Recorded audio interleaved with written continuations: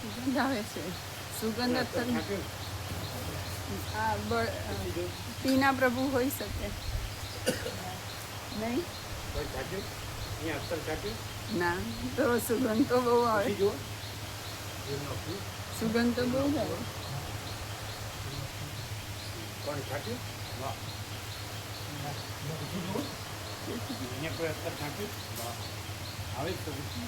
ફૂલ આવે છે, મગમગે છે આખું.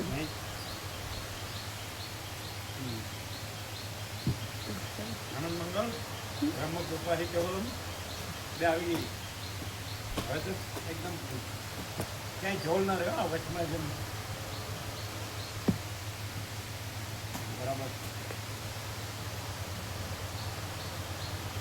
હોય તો સાચી હતી. હા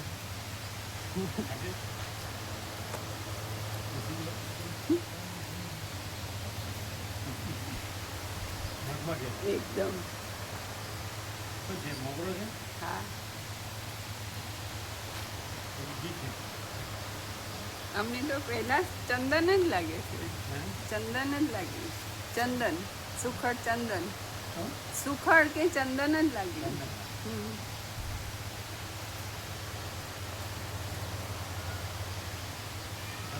चंदन आप ये लगाया तो था सुगंध था नहीं था नहीं था हमें साथी जरा माता जी वही साथी चंदन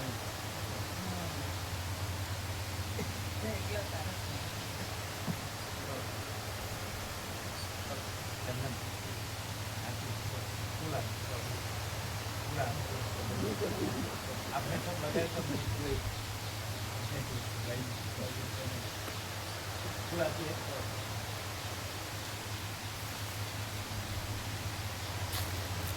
अभी आती है चंदन मैंने परम शांति मैं आया तो एकदम मगमग की आए. हाँ વજન નહીં આવી. આવી જ હોય. નહીં આવી.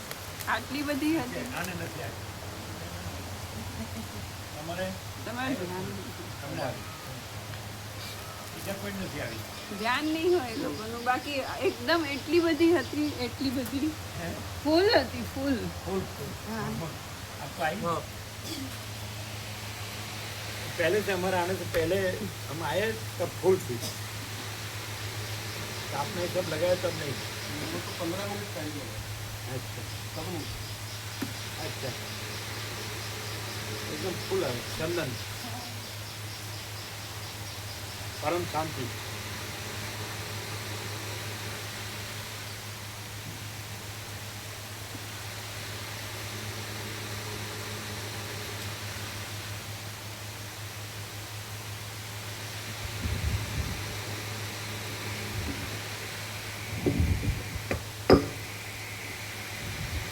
ઓમ ઓમ બરાબર અવાજ બરાબર.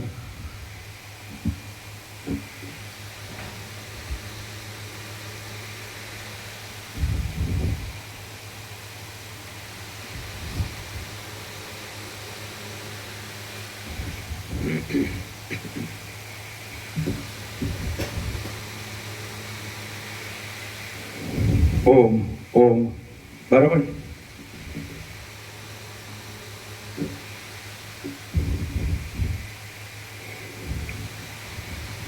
परम चिदाकाश परम ज्योति अखंड ज्योति महाचिदाकाश स्वयं प्रकाश संपूर्ण प्रकाश पूर्ण ब्रह्म अनंत तेज घन अनंत चिद घन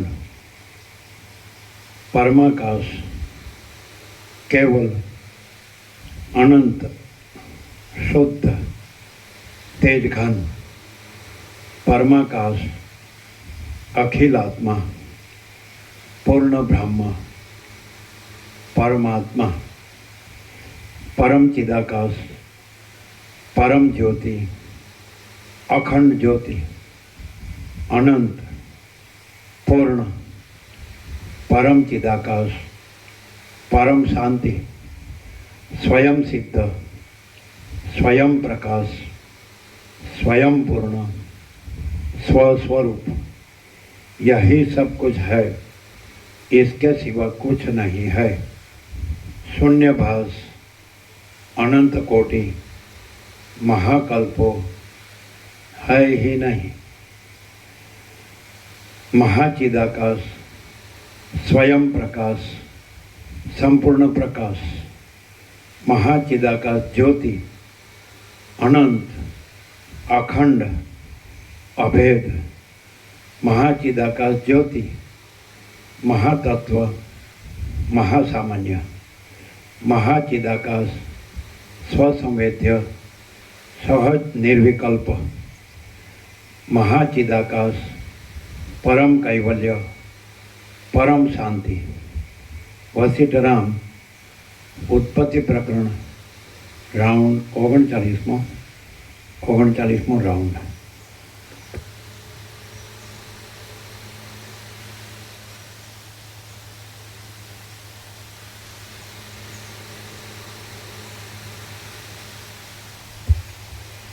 आद्य परब्रह्म सदगुरु देव की जय। ओम श्री परमात्मने नमः। સદગ્રંથોમાં શિરોમણી શ્રી યોગ વાસિષ્ઠ મહારામાયણ। એટલે અહીંયા ઋષભદેવથી મહાવિષ્ણુ 24 તીર્થંકર ભગવાનની પૂજા થઈ ગઈ। ચંદન એટલે પરમ શાંતિ। એ લોકો નહીં અહિંસા ગણે છે, તો અહીંયા એના પ્રકાશ પ્રમાણે અનંત પૂર્ણ પરમ ચિદાકાશ પરમ શાંતિ, મહાચિદાકાશ પરમ કૈવલ્ય પરમ શાંતિ અને પરબ્રહ્મ પરમ શાંતિ છે ને। એટલે એ અહિંસા છે બે બાજુ લઈ શકાય, ઉપચારમાં લઈ શકાય અને અધિષ્ઠાનમાં લઈ શકાય। આપણે આપેલું છે પેલું સ્વનું હતું, સ્વનું 4 પાનું હતું, એમાં બે રીતે અધિષ્ઠાન અધ્યક્ષ બે રીતે ખબર। એટલે અધિષ્ઠાન તરીકે કેવી રીતે અધિષ્ઠાન તરીકે કેવી લેવાય? એટલે તુર્યાતીત અજરામર અખંડ અવિનાશી છે, તુર્યાતીત કૈવલ્ય અનંત સુર ચિદાકાશ એટલે અવિનાશી છે, એટલે કાંઈ નાશ પામતું જ નથી। એટલે અહિંસાનો અધિષ્ઠાનનો અર્થ। અને અહીંયા અધ્યસ્થનો અર્થ કરવો હોય તો જે મન વચન કર્મથી કોઈના આત્માને દુઃખ ન દે, તો પછી ત્યાં શું રહ્યું? એ જ રહ્યું। અને પૂર્ણ બ્રહ્મ અનંત સંપૂર્ણ અખંડ અવિનાશી હે ને, એટલે અર્થે અધિષ્ઠાનમાં જ જાય। એટલે એક બાજુ અધિષ્ઠાનનો અર્થ અનુભૂતિ અને અધ્યસ્થનો અર્થ આચરણ। એટલે આચરણ અનુભૂતિમાં સમાય અને અનુભૂતિ છે એ એમાં સમાય, જો હે સો હે। ક્લિયર છે?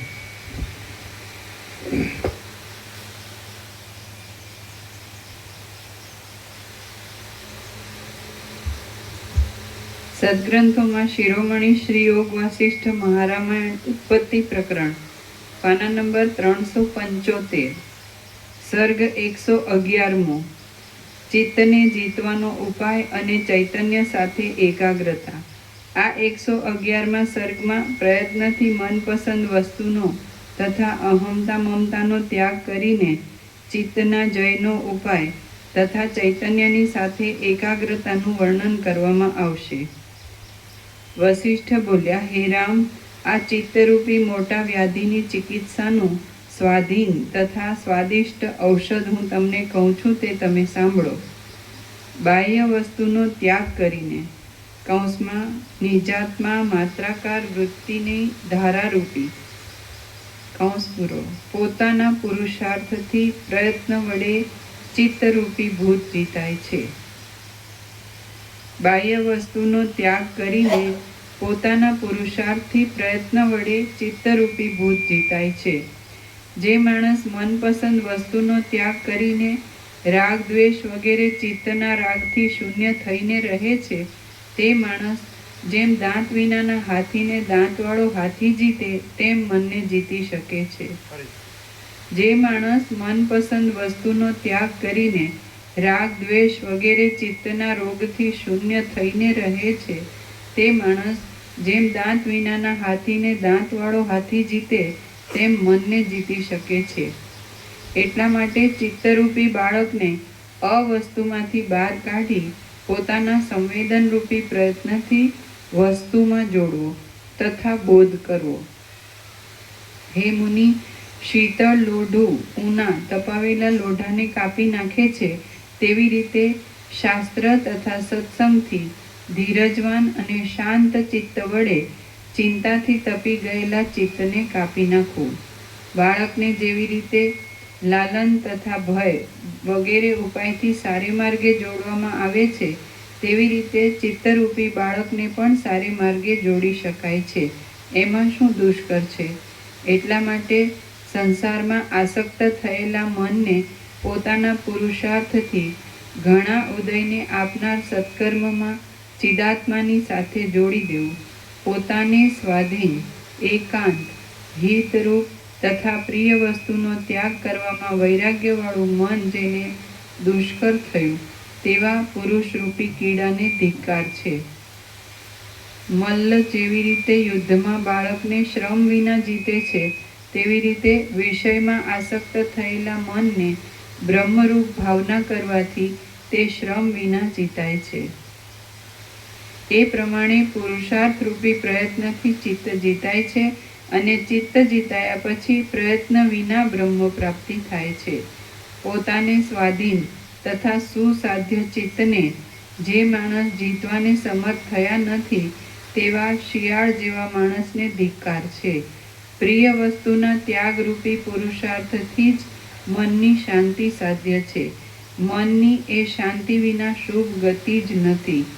આત્મસંવેદનથી મનોમારણ સહેજે સાધી શકાય છે. એમ મનોનાશ કરવામાં આવે તો આ જીવનમુક્ત દેહમાં મોહ વગેરે શત્રુથી રહિત, અચળ તથા આદિ અંતથી રહિત એવા સ્વરાજ્ય સુખની, બ્રહ્માનંદની પ્રાપ્તિ થાય છે. મોક્ષના સાધનરૂપ મનની શાંતિ થયા વિના ગુરુનો ઉપદેશ, શાસ્ત્રનો અર્થ, મંત્ર અને અન્ય સાધન પણ તૃણરૂપ છે. જ્યારે અસંકલ્પરૂપી શસ્ત્રથી મૂળ સહિત ચિત્તનું છેદન થાય છે ત્યારે સર્વગત તથા શાંત બ્રહ્મની પ્રાપ્તિ થાય છે. અનર્થનું શાસન પોતાના સંવેદનથી સાધ્ય છે તે કરવામાં શાંતિ વગેરે સાધન સિદ્ધ છે તો પછી આ શરીરથી જીવનમુક્ત થવામાં પુરુષને શો ક્લેશ છે? માટે દૈવનો અનાદર કરો. એ દૈવ તો મૂઢોએ કલ્પી કાઢેલી કલ્પના છે. તમે પુરુષાર્થ કરીને સંકલ્પથી કલ્પિત ચિત્તને અચિત્તપણાને પમાડો. આમ પરબ્રહ્મરૂપી કોઈ પણ મહાપદવી પામીને તથા ચિત્તને ચૈતન્યમાં લય કરીને તમે ચિત્તથી પર થઈને રહો. પ્રથમ ચૈતન્યની ભાવના કરો અને તેની સ્થિરતા માટે પરમ સાવધાનવાળી બુદ્ધિથી યુક્ત થાઓ. આમ ચિત્તનો લય થવાથી તમે અવ્યગ્રતાથી આત્માનું ધારણ કરો. પરમ પુરુષાર્થનો આશ્રય કરીને તમે ચિત્તને અચિત્તપણાને પમાડો અને જે સ્થળે નાશ નથી તેવી મહાપદવીને તમે પામો. હે રામ, દિનમૂઢ દશામાં અવળી થયેલી બુદ્ધિને પણ પુરુષ પ્રયત્નથી જીતી શકે છે તેવી રીતે મન પણ પુરુષાર્થથી જીતી શકાય છે. ઉદ્વેગ, ધૈર્ય, અનુદ્વેગ. અનુદ્વેગ, ધૈર્ય એ લક્ષ્મીનું મૂળ છે અને અનુદ્વેગથી જ મનનો જય થાય છે. એ મનોજયથી ત્રૈલોક્યનો વિજય પણ તૃણરૂપ છે. રાજ્ય મેળવવા માટે રાજ્ય સુખ સારું, યુદ્ધ કરવામાં શસ્ત્ર વગેરેથી ઉત્પાત થાય છે તથા સ્વર્ગ સુખમાં પણ પુણ્ય પૂરા થયે પડવું પડશે એવી પીડા રહે છે. પણ મનોજય કરી બ્રહ્મસુખ સંપાદન કરવામાં કાંઈ પણ ક્લેશ નથી. જે અધમ માણસો પોતાના મન માત્રને પણ જીતી શકતા નથી તે વ્યવહાર દશામાં કેમ વ્યવહાર કરી શકશે? મારું મરણ થયું, હું જીવું છું અને મારો જન્મ થયો, એવી કુદ્રષ્ટિ ચપળ ચિત્તમાંથી ઉત્પન્ન થયેલી અસત વૃત્તિને લીધે થાય છે. ખરું જોતા કોઈનું મરણ થતું નથી, તેમ કોઈનો જન્મ પણ થતો નથી. પણ મરણ પામેલું પોતાનું જ મન બીજા લોકોને જુએ છે. મન અહીંથી પરલોકમાં જાય છે અને ત્યાં અન્યપણાથી સ્ફૂર્ણા પામે છે તથા મોક્ષપણાને પામે છે. માટે મરણનો ભય શા માટે રાખવો? માણસનું મન આ લોકમાં આલોક રૂપે તથા પરલોકમાં પરલોક રૂપે રહે છે. એવી રીતે મોક્ષ થતા સુધી ચિત્ત વિના બીજી કોઈ પણ વસ્તુ નથી. ભાઈનું અથવા કોઈ સંબંધીનું મરણ થવાથી મનુષ્યો વૃથા ક્લેશ કરે છે, તે પણ ચૈતન્યથી બહિર્મુખ આત્માવાળી ચિત્તની જ વૃત્તિ છે, એમ મારું માનવું છે. અહીંથી ઉપરના લોકમાં, નીચેના પાતાળ લોકમાં તથા બીજા દ્વીપાંતરમાં પણ અન્યની અપેક્ષાથી રહિત, સર્વને હિતરૂપ, માયાની મલિનતાથી શૂન્ય તથા શ્રુતિએ ઓળખાવેલા આત્માને વિશે ચિત્તની શાંતિ થયા વિના મુક્તિનો અન્ય ઉપાય નથી, એમ તત્વવેત્તા મુનિએ ઘણો વિચાર કરીને નિશ્ચય કર્યો છે. મનની શાંતિ થયા પછી હૃદયમાં શુદ્ધ બોધ થવાથી મનના લય માત્રથી વિશ્રાંતિ ઉત્પન્ન થાય છે. એટલા માટે વિસ્તારવાળા હૃદયાકાશમાં ચૈતન્યરૂપી ચક્રની ધારાથી મનનું મારણ કરો, તો તમને આધિઓ બાદ કરશે નહીં. ઉપરથી મનોહર લાગતા વિષયોને વિશે તમે જ્યારે જ્ઞાનપૂર્વક દોષના અનુસંધાનથી ઉપરથી મનોહર લાગતા વિષયોને વિશે તમે જ્યારે જ્ઞાનપૂર્વક દોષના અનુસંધાનથી તેમનું અમનોહરપણું જાણશો, ત્યારે તેના અંગ પણ કપાઈ જશે. આ હું તથા આ મારું એવી બુદ્ધિ થવી એ જ મન છે. એવું મન અસંકલ્પરૂપ દાતરડાથી જ છેદાય છે. શરદ ઋતુમાં વાયુથી આકાશમાં અભ્રમંડળ શુદ્ધ થાય છે, તેવી રીતે અહમતા મમતાના અભાવથી મન શુદ્ધ થાય છે. જે ઠેકાણે શસ્ત્ર, અગ્નિ અથવા પવન હોય તે ઠેકાણે ભય હોય, પણ સ્વાધીન, કોમળ તથા સ્વચ્છ મનના અસંકલ્પમાં ભય માત્ર નથી. આ કલ્યાણ તથા આ અકલ્યાણ એ બાબત બાળકથી વૃદ્ધ પર્યંત પ્રસિદ્ધ છે. જેમ પિતા બાળક પુત્રને કલ્યાણના માર્ગમાં જોડે છે, તેમ મનને પણ કલ્યાણના માર્ગમાં જોડવું.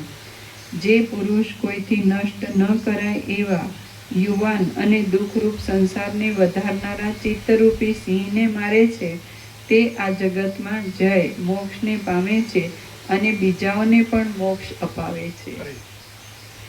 જે પુરુષ કોઈથી નષ્ટ ન કરાય એવા યુવાન અને દુઃખરૂપ સંસારને વધારનારા ચિત્તરૂપી સિંહને મારે છે, તે આ જગતમાં જયને પામે છે અને બીજાઓને પણ મોક્ષ અપાવે છે. જેમ મરુદેશમાં મૃગજળ ઉત્પન્ન થાય છે, તેમ મનના સંકલ્પથી ભયંકર ભય ઉપજાવનાર વિપત્તિ ઉત્પન્ન થાય છે. માટે ગમે તો પ્રલય સમયનો પવન વાવા લાગે, ગમે તો બધા સમુદ્ર એક થઈ જાય અને ગમે તો બારે સૂર્ય સાથે તપવા લાગે, તો પણ મન વિના માણસને કાંઈ હાનિ થતી નથી. મનરૂપી બીજમાંથી સુખ દુઃખ તથા શુભ અશુભ ઉત્પન્ન થાય છે અને આ સંસારરૂપી મોટા વન સમૂહમાં 7 લોકરૂપી પલ્લવો રહેલા છે. પરમ પદવીરૂપ સિંહાસનનો આશ્રય કરીને તમે અસંકલ્પથી સાધ્ય તથા સકળ સિદ્ધિને આપનાર એવા અસંકલ્પરૂપી સામ્રાજ્ય ચક્રવર્તી રાજ્યમાં સુખથી રહો. કાષ્ઠનો નાશ થયા પછી ભસ્મ થયેલો અંગારો જેવી રીતે તાપની શાંતિ કરે છે, તેવી રીતે ક્રમે કરીને નષ્ટ થયેલું મન ઉત્તમ આનંદને આપે છે. મન પોતાના સંકલ્પથી ઈચ્છા કરે તો એક અણુમાં પણ લાખો બ્રહ્માંડ ઉત્પન્ન કરી શકે. મન સંકલ્પ માત્રના વૈભવથી અનર્થ કરે છે, તેમજ અર્થને પણ સિદ્ધ કરે છે. એ મનને અસંકલ્પરૂપી સંતોષ માત્રના વૈભવથી જીતો અને સર્વોત્કર્ષ પદવીને પામો.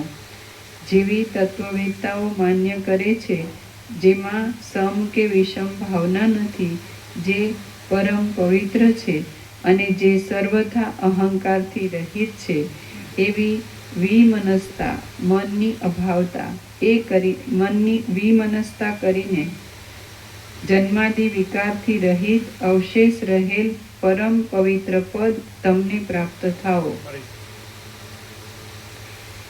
જેવી આત્મવેદતાઓ માન્ય કરે છે, જેમાં સમ કે વિષમ ભાવના નથી, જે પરમ પવિત્ર છે અને જે સર્વથા અહંકારથી રહિત છે, એવી વિમનસ્તાએ કરીને જન્માદિ વિકારથી રહિત અવશેષ રહેલ પરમ પવિત્ર પદ તમને પ્રાપ્ત થાઓ. શ્રી યોગ વાસિષ્ઠ મહારામાયણમાં ઉત્પત્તિ પ્રકરણનો ચિત્ત વર્ણન નામનો સર્ગ 111મો સમાપ્ત.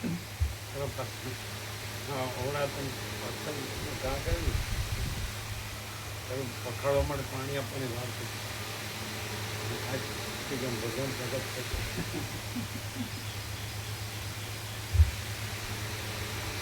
ભગવાને પોતાના પથ્થરનો ઘાટ હોય તો ભગવાન તમારામાં પ્રગટ છે.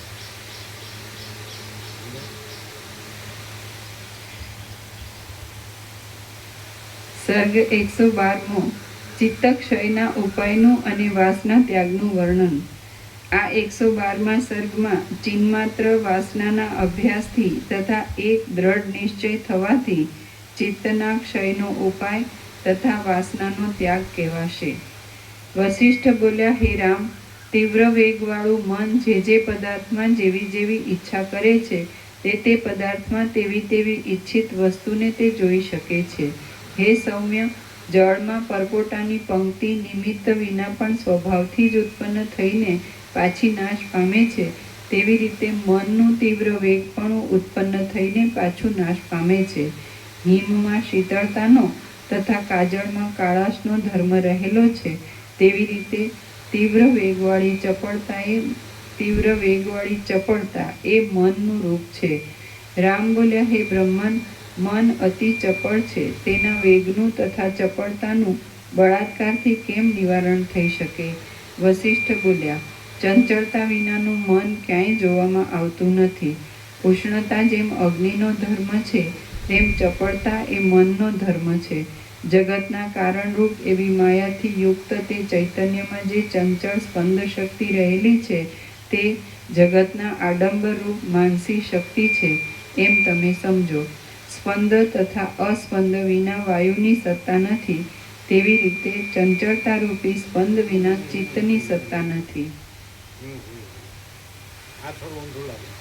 આપણે પ્રકાશથી કરીએ ફરીથી. ચંચળતા સ્પંદ તથા સ્પંદ વિના વાયુની સ્પંદ તથા અસ્પંદ વિના વાયુની સત્તા નથી. વાયુની સત્તા વિના સ્પંદ તથા અસ્પંદની સત્તા નથી. તમને ખ્યાલ આવે? ના આવે. હવે સાંભળ્યું એટલે વાંચ્યું હોય તો આમ નામ જ ગોખી નાખો ને બોલી નાખો. વાયુની સત્તા વિના સ્પંદ તથા અસ્પંદની સત્તા નથી. અહીંયા શું લખ્યું? સ્પંદની સત્તા, સ્પંદ તથા અસ્પંદની વિના વાયુની સત્તા. અરે વાયુ અધિષ્ઠાન છે અને સ્પંદ ને અસ્પંદ અધ્યસ્ત છે, કલ્પિત આરોપિત. જો લ્યો, અમારી પાસે ચોપડી ક્યાં? આ પ્રકાશ.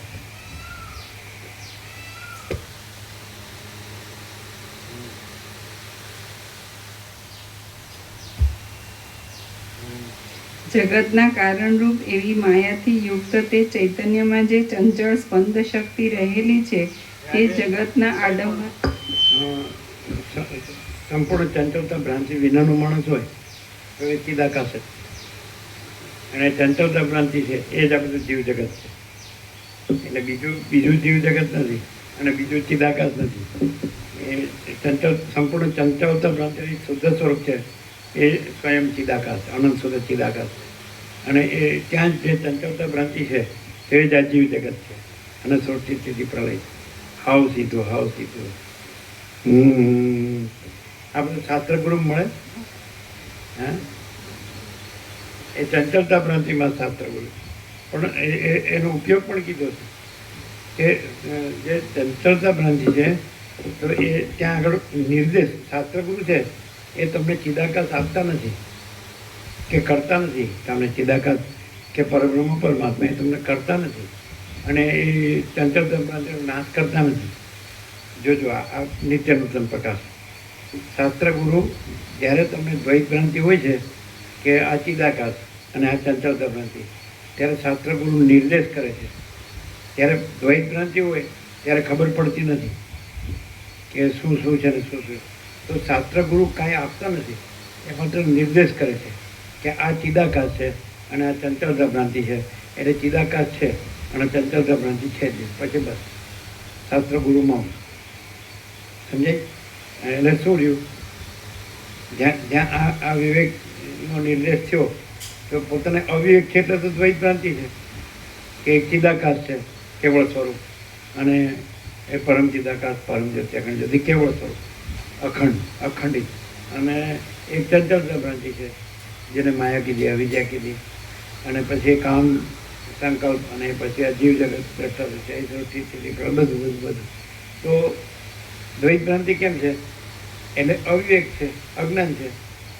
તો શાસ્ત્રગુરુ જ્ઞાન આપતા નથી, વિવેકે આપતા નથી, સ્વરૂપે આપતા નથી, ભ્રાંતિ ટાળતા નથી, ખાલી નિર્દેશ કરે છે. કોણ છે?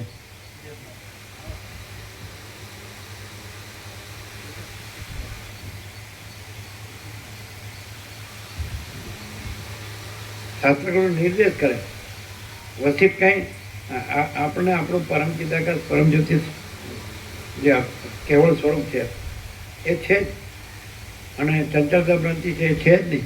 પણ આપણે દ્વૈત ભ્રાંતિ થઈ ને, એ અમારો જન્મ થયો છે, હું આ છું, આ બધું છે અને બધું થાય છે, આવે છે, બદલાય છે, જાય છે. તો આ ભ્રાંતિ થઈ ને, તો એ અજ્ઞાન. એટલે અજ્ઞાન છે નહીં, કારણ કે કેવળ સ્વરૂપ જ છે, અખંડિત પરમ ચિદાકાશ પરમ જ્યોતિ અખંડિત. અને ચંચળતા ભ્રાંતિ છે જ નહીં, અવિદ્યા માયા. ચાલો સમજે છે ને, સ્ફુરણ સંવેદન ચલન સ્પંદ એ છે જ નહીં. વાયુ છે તો એ વાયુ જ છે.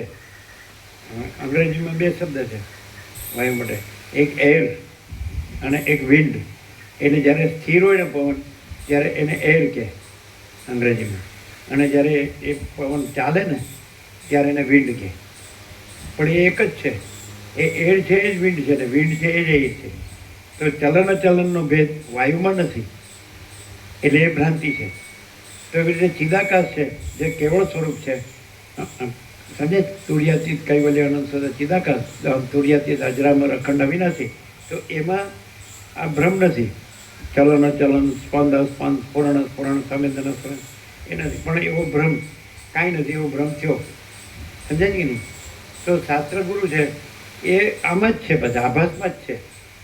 પણ એ આભાસમાં છે એ જોવા જેવું છે કે એ ચૈતન્ય પ્રકાશ છે આભાસમાં. જેમ કે વસિત છે, એ વસિત પણ એ આભાસ છે, પણ અધિષ્ઠાન પણ એ ચૈતન્ય પ્રકાશ છે.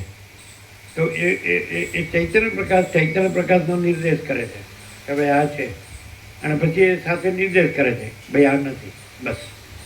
પછી વસિષ્ઠ જે એપિયરન્સ છે, આભાસ માત્ર વ્યક્તિરૂપ છે, એ નથી. અને પછી તો સ્વયં અનંત શુદ્ધ ચિદાકાશ છે, સ્વયં પરમ ચિદાકાશ પરમ જ્યોતિ અખંડ જ્યોતિ છે. અને એટલે છે એ નિર્દેશ કરે છે. જો શાસ્ત્રગુરુનો ઉપયોગ કેટલો, દ્વૈત ભ્રાંતિ સાપેક્ષ. હવે પરમ ચિદાકાશ અનંતપૂર્ણ નિરપેક્ષ, અનંત સંપૂર્ણ અપરિકી નિર્ભ્રાંત નિરપેક્ષ, તો ત્યાં શાસ્ત્રગુરુનું પ્રયોજન નથી. પણ ત્યાં એવી ભ્રાંતિ થઈ કે ભાઈ હું આ જન્મ્યો છું અને આ ઘર છે, આ માતા પિતા છે કે દાદા દાદી છે, કે પછી બે પક્ષ, માતાનો પક્ષના પિતાના પક્ષના ગણો તો એ કાકા કાકી ગણો, અથવા ભાઈ ફુવા ગણો, અથવા માતાનો પક્ષના તો એ માસા માસી છે કે મામા મામી છે, પછી એની પ્રજા છે, પછી આ ગામ છે, પછી આ બધું જગત છે, પછી આકાશ છે, વાયુ તેજર પૃથ્વી છે, અખિલ સચરાચર છે, જળ ચેતન સ્થાવર જંગમ ચરાચર અણુઅણુ છે. આ બધું પ્રકટે છે, સ્થિતિ કરે છે, લય પામે છે, સમજે? તો આવી ભ્રાંતિ થઈ એના સાપેક્ષ. હવે ત્યાં ભ્રાંતિ છે નહીં, ચલન એ તો છે જ નહીં. તો ત્યાં આગળ જે સ્વયં છે અખંડિત પરમ ચિદાકાશ પરમ જ્યોતિ અખંડ જ્યોતિ કેવળ સ્વરૂપ. તો એ જ ત્યાં એ જ આ દ્વૈત ભ્રાંતિ છે ત્યાં એ કેવળ સ્વરૂપ જ વસિત આકારે પ્રકાશે, પણ એ વસિત નથી અને એ કેવળ સ્વરૂપ જ છે. હવે આ વસ્તુ વસિતમાં જ મળે, બીજે ક્યાંય ન મળે. એ હવે વસિત કોણ છે? એટલે જે સ્વયં છે અખંડિત પરમ ચિદાકાશ પરમ જ્યોતિ અખંડ જ્યોતિ કેવળ સ્વરૂપ, અખંડિત મહાચિદાકાશ સ્વયં પ્રકાશ સંપૂર્ણ પ્રકાશ કેવળ સ્વરૂપ, અખંડિત પૂર્ણ બ્રહ્મ અનંત તેજગણ અનંત ચિદગણ કેવળ સ્વરૂપ, અખંડિત પરમાકાશ કેવળ અનંત શુદ્ધ તેજગણ કેવળ સ્વરૂપ, અખંડિત પરમાકાશ અખિલ આત્મા પૂર્ણ બ્રહ્મ પરમાત્મા કેવળ સ્વરૂપ. તો એ કેવળ સ્વરૂપ છે ત્યાં દ્વૈત ભ્રાંતિ થઈ સ્પંદ અસ્પંદ, તો ત્યાં એ કેવળ સ્વરૂપ જ વસિતા કરે. તો હવે કેવળ સ્વરૂપમાં તો બીજો કઈ આકાર નથી, પણ એ કેવળ સ્વરૂપ છે અને વસિત આકાર નથી. સમજાય છે કે નહીં? અને એ કેવળ સ્વરૂપ છે એ કેવળ સ્વરૂપનો નિર્દેશ કરે અને એ કેવળ સ્વરૂપ છે તેમાં દ્વૈત ભ્રાંતિ નથી તો એ રીતે જ કરે, દ્વૈત ભ્રાંતિ નથી એવું જ કરે. સમજાય કે નહીં? પછી કેવળ સ્વરૂપ છે તો એ કેવળ સ્વરૂપ જ રહે, એટલે ત્યાં દ્વૈત નો રહે, એટલે વસિત પણ નો રહે, આ દ્વૈત ભ્રાંતિ નો રહે કે હું આ છું અને આ જગત છે, દ્રષ્ટા દ્રશ્ય કે જીવ જગત કે સાક્ષી સાક્ષી સમર્થી વ્યક્તિ કે કારણ સૂક્ષ્મ સ્થળ માયાકાશ ચિત્તાકાશ પુસ્તકાશ. તો કેવળ સ્વરૂપ જ કેવળ સ્વરૂપ નિર્દેશ કરે અને કેવળ સ્વરૂપ જ દ્વૈત ભ્રાંતિ નથી. સમજે? તો પછી કેવળ સ્વરૂપ તો રહેલું જ છે, પછી આ દ્વૈત ભ્રાંતિ છે જ નહીં. વસિત તો એ વસિત નથી અને કેવળ સ્વરૂપ છે, તો વસિતે સ્વરૂપથી કેવળ સ્વરૂપે પરમ ચિદાકાશ પરમ જ્યોતિ અખંડ જ્યોતિ, આ એક કેવળ સ્વરૂપે પરમ ચિદાકાશ પરમ જ્યોતિ અખંડ જ્યોતિ છે. સમજે? એટલે હજારો પપ્પા દ્વૈત ભ્રાંતિ સાપેક્ષ, નહીં તો પરમ ચિદાકાશ પરમ જ્યોતિ પરમ ચિદાકાશ અનંતપૂર્ણ નિરપેક્ષ અનંત સંપૂર્ણ પરિગી નિર્ભ્રાંત નિરપેક્ષ તો પ્રયોજન નથી. દ્વૈત ભ્રાંતિ સાપેક્ષ છે ને. નિત્ય નૂતન પ્રકાશ, આમાં શું છે? નિત્ય નૂતન પ્રકાશ ગુરુશાસ્ત્ર છે એ આપે નહીં નવું, એટલે જે છે કેવળ સ્વરૂપ પોતે જ છે. દ્રશ્યમાં એ વસિત તરીકે દેખાતા હોય પણ એ કેવળ સ્વરૂપ છે અને કેવળ સ્વરૂપનો જ નિર્દેશ કરે ને ભ્રાંતિ નથી એ સહજ છે, એટલે એ નિર્દેશ કરે કે ભ્રાંતિ નથી તો છે જ અને ભ્રાંતિ છે જ નહીં.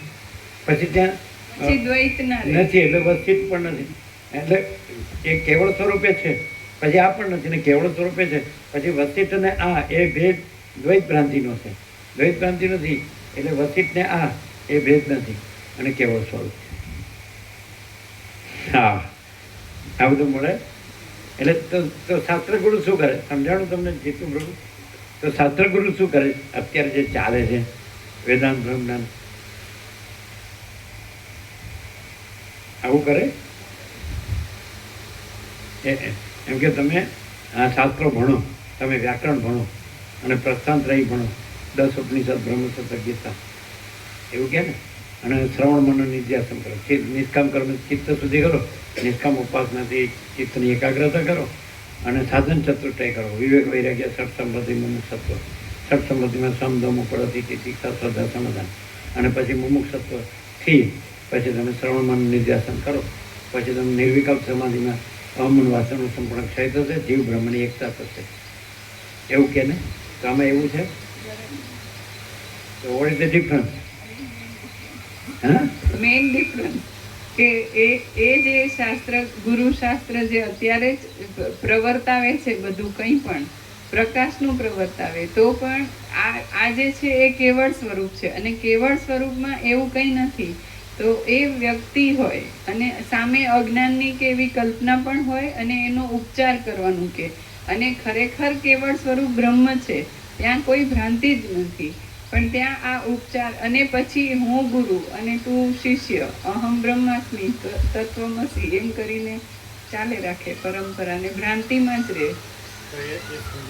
સમજે નહીં, સાચું સમજે નહીં એનાથી. કારણ કે મહાવાક્યો છે, શ્રુતિના મહાવાક્યો છે. શું કહો જીતું પ્રભુ? એનાથી બે જણની અન્ડરસ્ટેન્ડિંગ હોય કે સાથે સાથે જે બે શ્રુતિ વાક્યો ઉપર આખું યોગાસિત છે. એકમ એવા દ્વિતીય બ્રહ્મ ને નાનસ્તે કિંચન, એક જ અદ્વિતીય બ્રહ્મ છે અને ન ઇહ નાના અસ્તિ કિંચન, આ બ્રહ્મમાં અનેક કાંઈ નથી. અને સર્વમ ખલવિદમ બ્રહ્મ તજ્જલાન, તો સર્વ ખરેખર આ બ્રહ્મ છે. અને તત જ લ એટલે તે બ્રહ્મ જ ઉત્પત્તિ લય આકારે ભાષે છે. તો એવું સમજે ને એ લોકો શ્રુતિ વાક્યથી ન સમજે. શું કહે છે તું? ઓમ બ્રહ્માસ્મિ તત્વમસી. ભ્રમ છે ને એને એ ખ્યાલ ના આવે કે હું આ હું છું એ ભ્રમ છું, આ હું છે એ ભ્રમ છે, અને ભ્રમને લઈને જ પછી હું શ્રવણ મનન નિધ્યાસન કરું. આપણે તો ભ્રમ હોય ત્યાં સુધી, પછી નિર્વિકલ્પ સમાધિમાં તો ઉપચાર ન રહે ને, અને ત્યાં તો બ્રહ્મ જ રહે ને.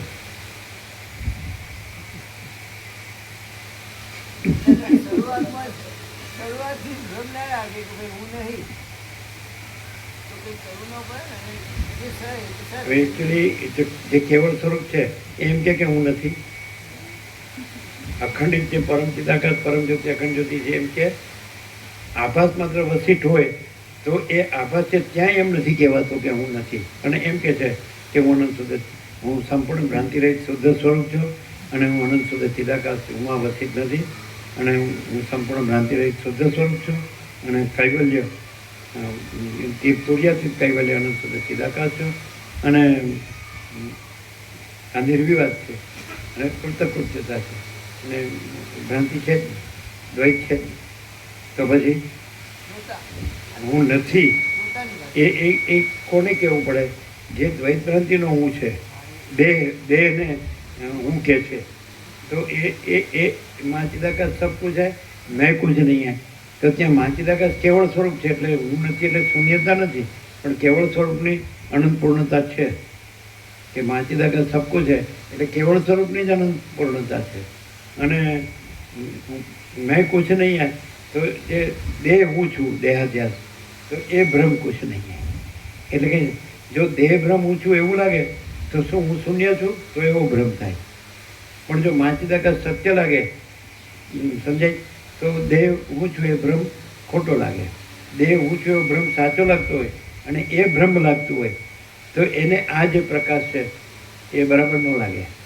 અને જો પ્રકાશથી એ જાણે કે દેહ હું છું એ ભ્રમ ખોટો છે, એટલે કહેવાય છે સાચું છે કે માચિદાકાશ સબ કુછ है, मैं कुछ नहीं है. પછી એ મેં કુછ નહીં એટલે જે નથી એ નથી, પણ માચિદાકાશ સબ કુછ એટલે એ જ કેવળ સ્વરૂપ છે, અનંતપૂર્ણ. સમજાય છે? આવે છે, એટલે હવે શું ચાલે ચાલે? છે આ બધું.